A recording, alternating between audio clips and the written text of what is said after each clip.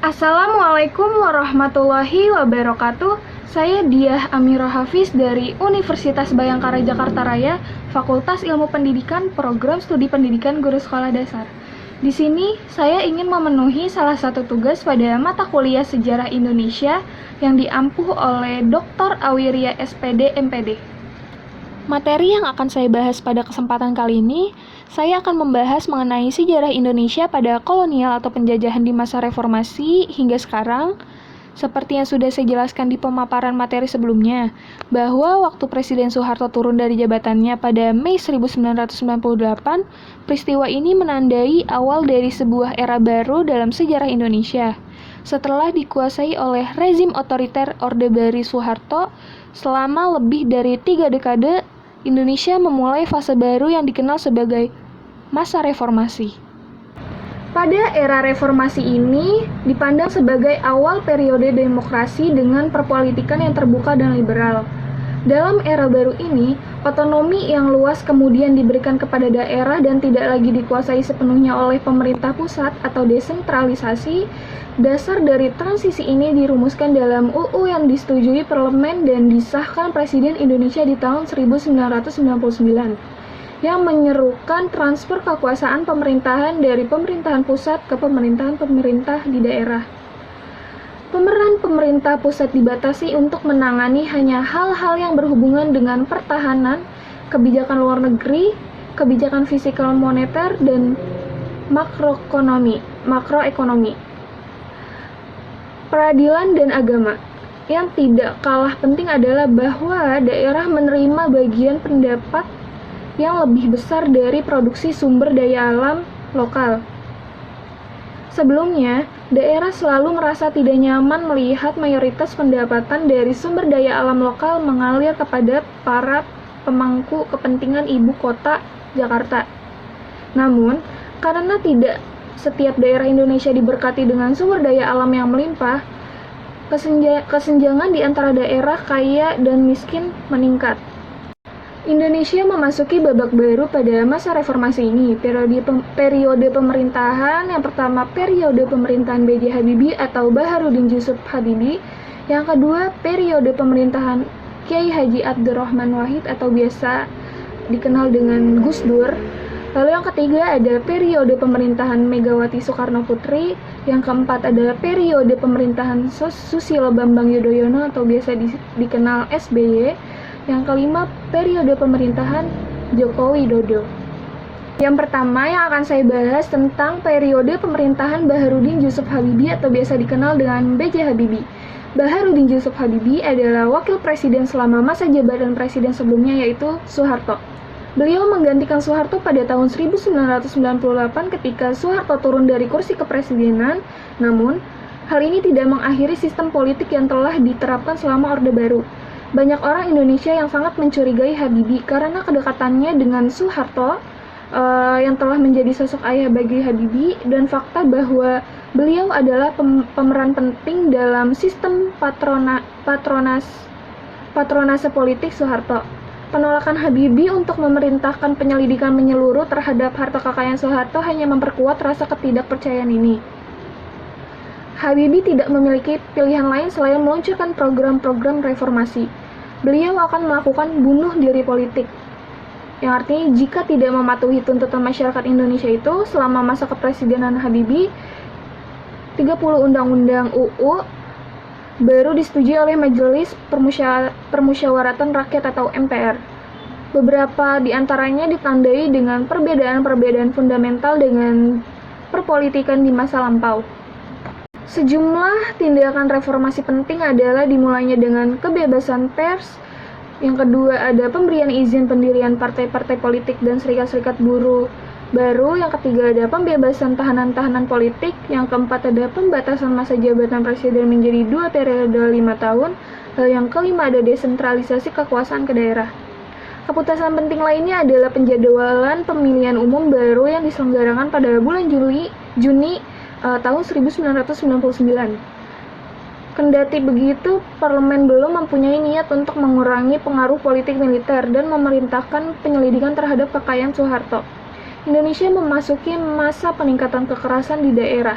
Jawa Timur dilanda pembunuhan misterius yang mungkin dilakukan oleh unit-unit Kupang atau Nusa Tenggara Timur beserta Kalimantan Barat. Selain itu ada 3 daerah yang memberontak terhadap pemerintahan pusat Aceh, yaitu Sumatera, Irian Jaya, Papua, dan Timur Timur.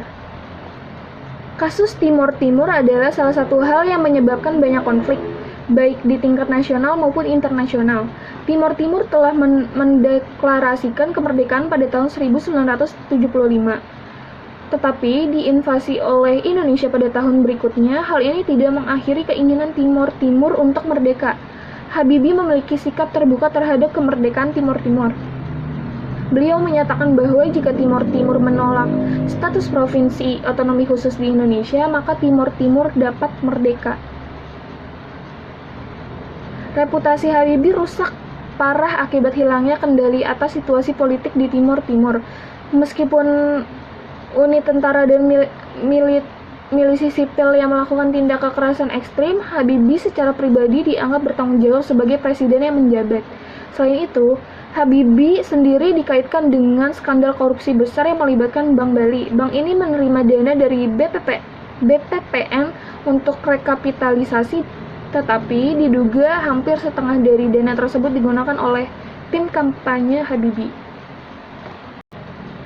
Lalu yang kedua, saya akan membahas tentang periode pemerintahan Kiai Haji Abdurrahman Wahid atau biasa dikenal dengan Gus Dur. Kiai Haji Abdurrahman Wahid terpilih sebagai presiden pada tanggal 20 Oktober 1999. Pemilihannya berjalan dengan demokratis dan transparan, berkat dukungan partai-partai Islam yang tergabung dalam poros tengah, yaitu Fraksi Persatuan Pembangunan, Fraksi Kebangkitan Bangsa, dan Fraksi Bulan Bintang. Kiai Haji Abdurrahman Wahid mengungguli calon presiden lainnya, yaitu Megawati Soekarno Putri, dalam pemilihan presiden yang dilakukan melalui pemungutan suara dalam rapat paripurna ke-13 MPR. Pada masa pemerintahan Gus Dur banyak diwarnai tindakan-tindakan kontroversi seperti kabinet seringkali mengalami reshuffle atau perubahan susunan. Lalu yang kedua ada menghapus Departemen Sosial dan Departemen Penerangan. Lalu yang ketiga sering melakukan kunjungan ke luar negeri. Yang keempat, gagasannya yang kontroversial mengenai pencabutan TAP MPRS mengenai pelanggaran komunisme. Lalu yang kelima ada gagasan pembukaan hubungan dagang dengan Israel. Lalu di sini ada akhir pemerintahan Kiai Haji Abdurrahman Wahid. Ketika hubungan Presiden Kiai Haji Abdurrahman Wahid dan poros tengah tidak harmonis, DPR mengeluarkan memorandum 1 dan 2 untuk menjatuhkannya dari kursi kepresidenan. Sebagai reaksi baliknya, Presiden mengeluarkan maklumat pada tanggal 28 Mei 2001 dan menjawab memorandum 2 dengan jawaban yang dibacakan oleh Menko Politik Sosial dan Keamanan, Menko Polsoskam, Susilo Bambang Yudhoyono pada tanggal 29 Mei 2001 yang antara lain isinya membekukan lembaga MPR dan DPR. Nah, puncaknya Kiai Haji Abdurrahman Wahid ini mengeluarkan maklumat presiden tertanggal 22 Juli 2001. Maklumat tersebut selanjutnya disebut Dekret Presiden. Secara umum, dekret tersebut berisi tentang pembekuan MPR dan DPR RI, mengembalikan kedaulatan ke tangan rakyat dan mempersiapkan pemilu dalam waktu 1 tahun dan menyelamatkan gerakan reformasi dari hambatan unsur-unsur Orde Baru, sekaligus membekukan Partai Golkar sambil menunggu keputusan Mahkamah Agung atau MA. Lalu yang ketiga, saya akan membahas tentang periode pemerintahan Megawati Soekarno Putri. Keberhasilan Sidang Istimewa atau SI MPR pada tanggal 23 Juli 2001 yang dipercepat mampu menjatuhkan Kiai Haji Abdurrahman Wahid atau Gus Dur dan memilih pemerintahan baru dan menetapkan Megawati Soekarno Putri sebagai presiden. Megawati resmi menjadi presiden kelima Indonesia pada tanggal 9 Agustus 2001. Pada tanggal 9 Agustus 2001 dibentuklah Kabinet Gotong Royong. Anggota kabinet ini adalah kombinasi dari profesional dan politik pendukung pemerintahan. Nama Gotong Royong juga dipilih oleh Megawati untuk menguatkan visi misi utama pemerintahannya, yaitu rekonsiliasi nasional. Melalui Kabinet Gotong Royong, Presiden Megawati Soekarno Putri telah menunjukkan manuver politik yang pawai dan berhasil memberikan impresi yang positif dan berbagai lapisan masyarakat. Saat itu tumbuh dan berkembang pendapat bagi masyarakat termasuk pelaku ekonomi, kalangan birokrasi, pengamat politik, dan masyarakat kampus bahwa kabinet gotong royong yang dilantik pada hari Jumat 10 Agustus adalah kabinet yang cukup tangguh. Lalu ada ekonomi di bawah pemerintahan Megawati ini tidak mengalami perbaikan yang nyata dibanding sebelumnya. Meskipun kurs rupiah relatif berhasil dikendalikan oleh Bank Indonesia menjadi relatif lebih stabil, kondisi ekonomi pada umumnya dalam keadaan tidak baik, terutama pertumbuhan ekonomi, perkembangan investasi, kondisi fiskal, serta keadaan keuangan dan perbankan. Dengan demikian, prestasi ekonomi pada tahun kedua pemerintahan sekarang ini tidak menghasilkan perbaikan ekonomi yang cukup memadai untuk sedikit memperbaiki kesejahteraan masyarakat dan mempertahankan kesempatan kerja. Namun pada sisi lain banyak juga hal yang gagal dicapai oleh Megawati dalam masa pemerintahannya. Salah satunya yang paling menjolok adalah pemerintahan Megawati Soekarno Putri adalah tentang maraknya privatasi BUMN. Kebijakan privasi badan usaha milik negara atau BUMN ini secara umum dapat diartikan bahwa kepemilikan BUMN ini negara dihilangkan atau paling tidak diminimalisir karena kepemilikan atau pengelolaan berpindah tangan swasta. Hal ini dapat dikatakan penyimpangan karena pada dasarnya BUMN ini adalah salah satu sarana pemasukan kepada negara yang harus dipertimbangkan secara seksama. Lalu yang keempat, saya akan membahas tentang periode pemerintahan Susilo Bambang Yudhoyono atau biasa dikenal SBY.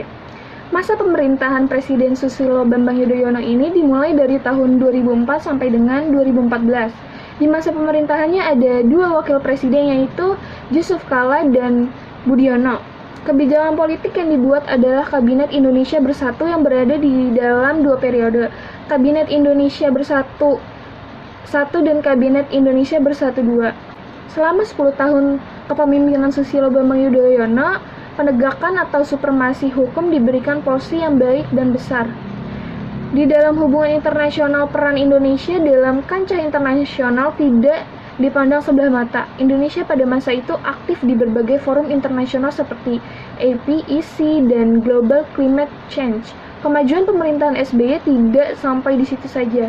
Berbagai kemajuan dilakukan diantaranya yang pertama adanya Badan Penyelenggaraan Jaminan Sosial atau BPJS, lalu yang kedua ada pendidikan wajib 12 tahun, lalu yang ketiga ada pembangunan wilayah juga berjalan baik seiring dengan konektivitas. Meskipun banyak pencapaian yang dibuat oleh Susilo Bambang Yudhoyono, namun banyak isu kontroversial yang ada di dalam masa pemerintahannya. Yaitu yang pertama ada kasus Senturi, lalu yang kedua ada kriminalisasi KPK atau Komisi Pemberantasan Korupsi, lalu yang ketiga ada kasus mafia pajak yang melibatkan Gayus Tambunan, lalu yang keempat kasus Sekretariat Gabungan, lalu yang kelima ada isu Jaksa Agung yang terkait pengangkatan Jaksa Agung Hendarman Supandji, lalu yang keenam ada konflik perbatasan Indonesia dan Malaysia. Lalu pembahasan terakhir atau yang kelima mengenai masa reformasi hingga sekarang yaitu periode Joko Widodo. Nah, periode 1 dan 2 di masa pemerintahan Joko Widodo ini reformasi sistem birokrasi merupakan salah satu agenda utama dalam pemerintahan Joko Widodo dan Ma'ruf Amin. Selama masa kampanye, salah satu kunci bagi rezim Jokowi adalah reformasi birokrasi. Jokowi mematok target 7% pertumbuhan ekonomi di masa kepemimpinannya. Untuk itu diperlukan pembangunan infrastruktur yang masif yang ditunjang oleh penguatan sumber daya manusia untuk mencapai impian itu. Namun yang jauh lebih mendasar sebetulnya adalah penguasaan institusi birokrasi sebagai penyelenggara negara. Lalu ada tantangan pada masa reformasi birokrasi ini terdapat dua masalah. Yang pertama, perekrutan pegawai negeri sipil atau PNS yang masih kolusi, korupsi, dan nepotisme atau KKN. Lalu yang kedua, promosi jabatan dan eselon masih mengenai sistem setoran kepada atasan seperti kepada kepala dari suatu institusi atau departemen serta kepada kepala daerah. Berdasarkan riset, kesulitan dan kegagalan reformasi birokrasi di negara-negara Asia, penyebab utamanya ialah disebabkan oleh budaya individu yang memiliki status sosial ekonomi yang lebih tinggi atau patron, menggunakan pengaruh dan sumber dayanya untuk melindungi dan memberikan keuntungan bagi yang berdudukan lebih rendah atau klien, atau bisa disebut klien. Nah, sementara sang klien pada gilirannya memberi dukungan dan bantuan termasuk pelayanan personal bagi sang patron. Oleh karena itu, proses reformasi birokrasi ini harus terus mendapat dukungan semua pihak. Semua stakeholder atau pemangku kepentingan harus terus terlibat di dalamnya, baik pihak pemerintah, akademisi, LSM, media politisi, tokoh adat, tokoh agama, serta unsur-unsur masyarakat lainnya harus tetap menjaga semangat perjuangan untuk mewujudkan birokrat Indonesia yang profesional, transparan, efektif, dan bertanggung jawab.